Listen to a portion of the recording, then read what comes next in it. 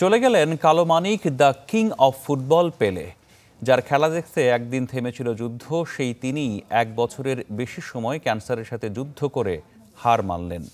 Sao পাওলোর Albert Einstein হাসপাতালে যখন ত্যাগ করলেন শেষ নিঃশ্বাস, তখন ব্রাজিলের এই কিংবদন্তির বয়স হয়েছিল 82 বছর। এডসন আরান্তেস নাসিমেন্তো, ডাকনাম পেলে। 1969 সালে যার খেলা দেখে নাইজেরিয়ার গৃহযুদ্ধের অবসান ঘটে, যাকে ইনজুরি মুক্ত রাখতে ব্রাজিল সরকার জাতীয় সম্পদ ঘোষণা করে, ইউরোপের ক্লাব ফুটবল খেলতে দেয়নি। একমাত্র ফুটবলার হিসেবে যিনি 1958, 62, 70 এই 3 বিশ্বকাপ জয়ের অনন্য কীর্তি গড়েন। 1281 ক্যারিয়ার গোল করে যার রেকর্ডটা ধরাছোঁয়ার বাইরে।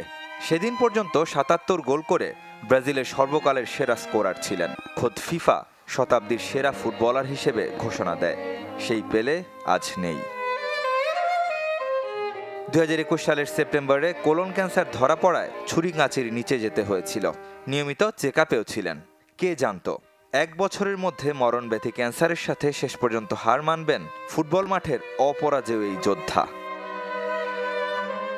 কর্কট, কিডনি আর প্রোস্টেটে ছড়িয়ে পড়ায় নভেম্বরে হাসপাতালে ভর্তি হন আশঙ্কাজনক অবস্থায়।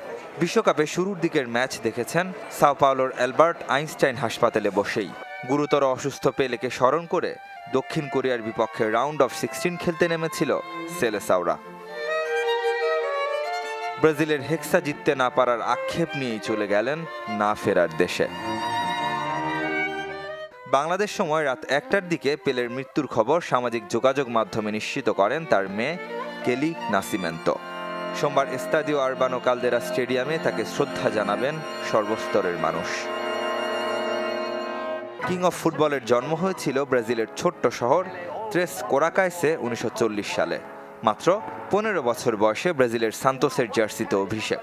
তৎকালীন সময়ে দক্ষিণ আমেরিকার অন্যতম সেরা ক্লাবে পরিণত হয় সান্তোস কালো মানিক নৈপুণ্যে। মাত্র 17 বছর বয়সে ব্রাজিলের প্রথম বিশ্বকাপ জয়ে অবদান রাখেন, কোয়ার্টার ফাইনাল, সেমিফাইনাল আর ফাইনাল মিলিয়ে 6 গোল করে। 1962-তে মেক্সিকোর বিপক্ষে দারুণ গোলে আসর শুরু করেছিলেন ঠিকই, কিন্তু ইনজুরিতে বসে থাকতে হয় বাকিটা সময়। দলের সাথে থাকায় দ্বিতীয় ট্রফিও ছুঁয়ে দেখেছিলেন পেলে।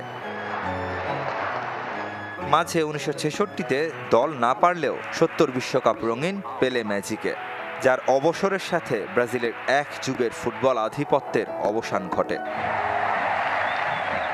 সর্বকনিষ্ঠ ফুটবলার হিসেবে বিশ্বকাপে গোলের কীর্তি, মাত্র 14 ম্যাচ খেলে 12 গোল, সঙ্গে 1969 সালে এক মৌসুমে রেকর্ড 126 গোল পেলেকে মহিমান্বিত করে। ছিলেন দেশটির ক্রীড়ামন্ত্রীও। আমার বিশ্বাস একদিন আমরা একসাথে স্বর্গে খেলব। 2 বছর আগে মারাদোনার মৃত্যুতে বলেছিলেন শোকাহত পেলে। তার ইচ্ছাটা নিশ্চয়ই পূরণ হয়েছে, কিন্তু ঐশ্বরিক সেই খেলা দেখার উপায় কই নশ্বর এই পৃথিবীর? কিংবদন্তির মৃত্যু নেই, তাই দেহ ছাড়লেও পেলে বেঁচে থাকবেন তার অগুন্তি কীর্তিতে বিশ্বজোড়া কোটি ফুটবল প্রেমীর হৃদয়।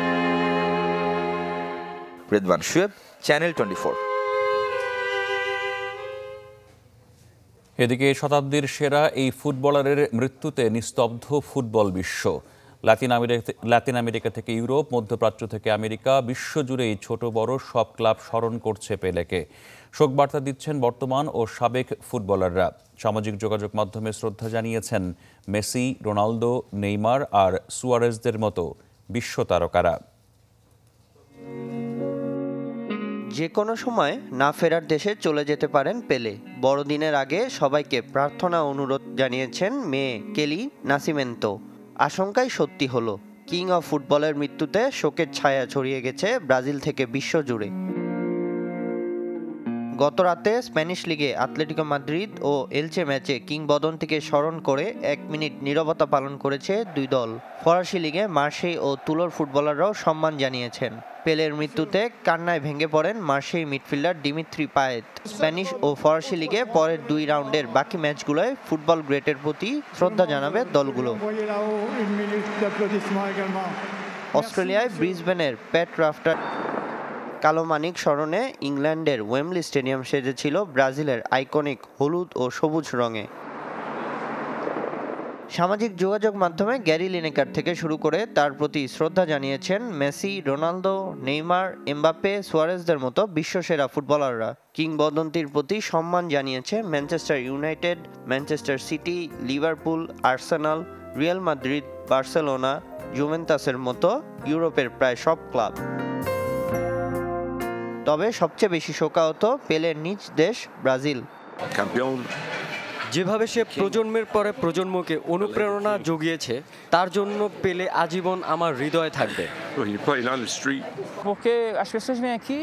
এটা খুবই দুঃখজনক। মানুষজন এসে আমাকে বলে, পেলে পেলে, আসো ছবি তোলো, খেলো আমার সাথে। কিন্তু আমি কখনো পেলে হতে পারবো না। তবে তার ডাকনাম পেয়ে আমার সাহায্য হয়েছে, তার প্রতি আমি কৃতজ্ঞ। পুরো বিশ্বের তার সম্মানে 1 মিনিট নীরবতা পালন করা উচিত। রিও ডি জেনিরোর কোপাকাবানা বিচে ভক্ত সমর্থকেরা ফুটবল খেলে কিংবদন্তিকে স্মরণ করেছেন। আমি জানতাম তার শারীরিক অবস্থা ভালো নয়, এটা খুবই কষ্টকর। তবে ব্রাজিল এত বড় ফুটবল জাতি হওয়ার পেছনে তার অবদান সব থেকে বেশি। তার মৃত্যুর খবরে হাসপাতালের বাইরে জড়ো হয় ভক্ত সমর্থকেরা। পেলের জন্য আফ্রিকায় যুদ্ধবিরতি হয়। মানুষ তার খেলা দেখতে 3 দিন যুদ্ধ থেকে দূরে ছিল, এমনই তার প্রভাব। পেলের সময়ে ফুটবল এখনকার থেকে বেশ ভিন্ন ছিল। অনেক কষ্ট করে তাকে এই জায়গায় আসতে হয়েছিল। পেলের মৃত্যুতে রাষ্ট্রীয় শোক পালন করবে ব্রাজিল। সামিনিয়া sir, channel 24। বেশ কিছু দাবিতে রাজধানীতে আজ গণমিছিল করবে বিএনপি। বাদ জুমা দলের কেন্দ্রীয় কার্যালয়ের সামনে থেকে এটি শুরু হওয়ার কথা রয়েছে। এরই মধ্যেই পল্টনে জড়ো হতে শুরু করেছেন বিএনপির নেতা কর্মীরা। এদিকে যুগপৎ আন্দোলনের অংশ হিসেবে জাতীয় প্রেস ক্লাবের সামনে বিক্ষোভ সমাবেশ করছে গণতন্ত্র মঞ্চ। সকাল 11টায় এই কর্মসূচি শুরু হয়, পরে গণমিছিল করবে এই জোট। এটি মৎস্য ভবন মোড়ে গিয়ে শেষ হবে। সমাবেশে গণতন্ত্র মঞ্চের নেতারা বলেছেন, সরকারের পতন ঘণ্টা বাজতে শুরু করেছে। আগামীর আন্দোলনে দলমত নির্বিশেষে সবাইকে ঐক্যবদ্ধ হওয়ার আহ্বান জানিয়েছেন তারা।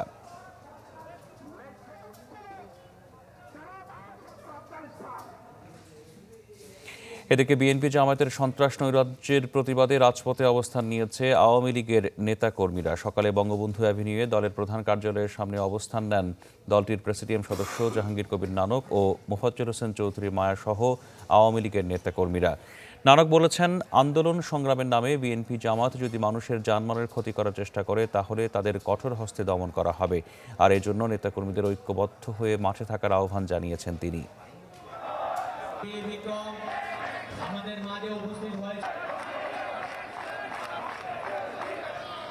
ঢাকা মেট্রো রেল সবার জন্য খুলে দেওয়ার দ্বিতীয় দিনেও স্টেশনগুলোতে উপচে পড়া ভিড়। সবার চোখে মুখে ছিল আনন্দ উচ্ছ্বাসের ছটা। আজও ঘন্টার পর ঘন্টা লাইনে দাঁড়িয়েছেন অনেকেই। রাজধানীর আগারগাঁও স্টেশনে টিকিট কাটার 2টি মেশিন নষ্ট থাকায় কিছুটা ভোগান্তি পোহাতে হয়েছে নগরবাসীকে। এছাড়া মূল প্ল্যাটফর্মে প্রবেশেও টিকিট কাজ না করার অভিযোগ করেছেন কেউ কেউ। তবে কর্তৃপক্ষ বলছে বিষয়টি নতুন হওয়ায় অভ্যস্ত হতে সময় লাগছে। এসব জটিলতা পেরিয়ে ট্রেনে চড়ে সন্তুষ্টির কথা জানিয়েছেন নগরবাসী।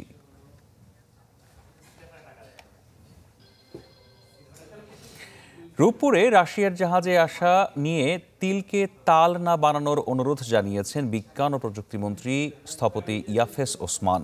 চ্যানেল 24-কে তিনি জানিয়েছেন, জাহাজ বদলে পণ্য পৌঁছে দিতে রাজি আছে রাশিয়া, আর দ্রুততম সময়ের মধ্যেই পৌঁছাবে বলেও আশা প্রকাশ করেছেন তিনি। তবে নিষেধাজ্ঞা থাকা জাহাজের নাম পরিবর্তন করলেও রাশিয়া আন্তর্জাতিক সামুদ্রিক সংস্থার নাম বদলায়নি।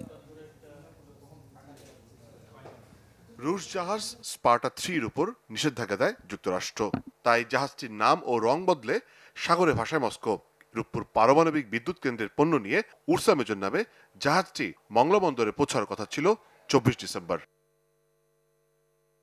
কিন্তু খোলস বদলালেও আন্তর্জাতিক সামুদ্রিক সংস্থা IOM এর সনদ পরিবর্তন করা সম্ভব হয়নি, যার সূত্র ধরে গেল 20 ডিসেম্বর বাংলাদেশকে নিষেধাজ্ঞার বিষয়টি বলে আপত্তি জানায় যুক্তরাষ্ট্র। তথ্য যাচাই করে জাহাজটিকে বন্দরে ফিরতে দেয়নি বাংলাদেশ। 22 ডিসেম্বর পররাষ্ট্র মন্ত্রণালয়ে মেরিটাইম অ্যাফেয়ার্স ইউনিটের সচিব রিয়েল অ্যাডমিরাল অবসরপ্রাপ্ত মোহাম্মদ খুরশেদ আলমের সাথে বৈঠক করেন রুশ রাষ্ট্রদূত আলেকজান্ডার মান্টিটস্কি। এতে জানানো হয়, নিষেধাজ্ঞা থাকায় জাহাজটিকে ফিরতে দেওয়া হবে না। তবে এসব জানত না নৌ মন্ত্রণালয়। যেহেতু আমেরিকান স্যাংশনের আওতায় সে জাহাজটি আছে, এটা আমাদের মেরিন অফিসে জানা ছিল না। তাহলে রূপপুরের মালামাল আসবে কিভাবে? এমন প্রশ্নের জবাবে বিজ্ঞান ও প্রযুক্তি মন্ত্রী জানান, জাহাজ বদলে পণ্য পৌঁছে দিতে রাজি আছে রাশিয়া। ওদের সাথে আমাদের কন্ট্যাক্টটা হলো রূপপুর পর্যন্ত পৌঁছানো তাদের দায়িত্ব। এখানে তারা আমাদের কি বলবো, আমরা এর মধ্যে তার ইন্টারভেনশন করার কথা না। সুতরাং এটা নিয়ে এত করার ভাই আসলে কোনো কারণ নাই, এবং কোনো এটাকে নিয়ে আমাকে তিলকে তাল করে এই প্রজেক্টটা সাফার করানোর ব্যবস্থা হইতেছে। জাহাজ ফেরানো নিয়ে বাংলাদেশের উপর মস্কোর কোনো চাপ ছিল কিনা এমন প্রশ্ন এড়িয়ে যান পররাষ্ট্রমন্ত্রী। শুধু বলেন নিষেধাজ্ঞার বিষয়টি বাংলাদেশকে জানায়নি রাশিয়া। তুমি তথ্যটা দিয়েছেন, ওরা একটা নাম পরিবর্তন করে আরেকটা নাম দিয়ে পাঠাইছিলেন, কিন্তু ডিটেল আরো কি আইডি নাম্বার এগুলো পরিবর্তন করে নাই। তার ফলে এটা ধরা পড়েছে। তারা অন্য কোন শিপে পাঠাবে যেটা স্যাংশনের আন্ডারে নাই। নিষেধাজ্ঞা থাকার পরও জাহাজটি কি করে ভারতের বন্দরে গিয়ে পণ্য খালাস করলো তার জবাব মেলেনি। মোর্শেদ হাসিব, চ্যানেল 24, ঢাকা। 31st নাইটে রাজধানী সহ সারা দেশের আয়োজন সীমিত করতে বলেছে আইন শৃঙ্খলা রক্ষাকারী বাহিনী। তবে বাসাবাড়ির ছাদে উদযাপন করা যাবে উৎসব, সেক্ষেত্রে ফোটানো যাবে না কোনো ধরনের আতশবাজি। এছাড়া 31st নাইটে ঢাকায় নামবে 10,000-এর বেশি আইন শৃঙ্খলা রক্ষাকারী বাহিনীর সদস্য। বন্ধ থাকবে টিএসসি, হাতিরঝিল সহ বেশ কয়েকটি সড়ক। ফয়সাল হোসেনের রিপোর্ট। খ্রিস্টীয় নববর্ষ উদযাপন শুরু 1752 সালে ইংল্যান্ডে, যার আগের রাত 31st নাইট। বর্ষবরণের সাথে ধীরে ধীরে এই রাতেও উদযাপন শুরু হয়। বিশ্বের সাথে তাল মিলিয়ে দেশেও নানা আয়োজন করে থাকেন কিছু মানুষ। তবে বেশ কিছু অপ্রীতিকর ঘটনার পর এসব অনুষ্ঠানকে একটি গণ্ডির মধ্যে আটকে দেয়া হয়েছে। এবারের 31st নাইটের জন্য রাজধানী সহ সারা দেশে বেশ কিছু নির্দেশনা দিয়েছে আইন শৃঙ্খলা বাহিনী। এতে বলা হয়, রাজধানীতে এই রাতে পটকা ও আতশবাজি ফোটানো যাবে না। রাত 8টার পর থেকে বন্ধ থাকবে টিএসসি ও হাতিরঝিল। রাত 10টার পর গুলশান এলাকায় স্থানীয়রা ছাড়া অন্য কারো প্রবেশ নিষেধ। জরুরি কাজে শুধুমাত্র লিং রোড আর বনানী সিগন্যাল দিয়ে বের হতে ও প্রবেশ করতে পারবেন গুলশানবাসী। 31st নিয়ে আমাদের কাছে কোনো থ্রেট নেই। আমাদের পর্যাপ্ত সংখ্যক পুলিশ বিভিন্ন জায়গায় রাস্তার মোড়ে মোড়ে তারা থাকবেন। এমনকি আমাদের ডিবি পুলিশ বিভিন্ন হোটেলের সামনে বিভিন্ন জায়গায় অবস্থান করে। রাজধানীর 5 তারকা হোটেলে 31st নাইটের ডিজে পার্টিতে সাদা পোশাকের নজরদারিতে থাকবে গোয়েন্দা পুলিশ। এছাড়া হোটেল কর্তৃপক্ষকেও একটি নির্দেশনা দিয়েছে ডিএমপি। টিনেজার মেয়ে যারা, হাজার হাজার মেয়েরা রাস্তায় বের হয়ে যায় বিভিন্ন হোটেল ডিজে পার্টির নামে অশালীন আচরণ থেকে শুরু করে সব কিছুই করে। তাই আমরা এইগুলোর দিকেও খেয়াল রাখবো। সাদা পোশাকে আমাদের পর্যাপ্ত সংখ্যক পুলিশ থাকবে।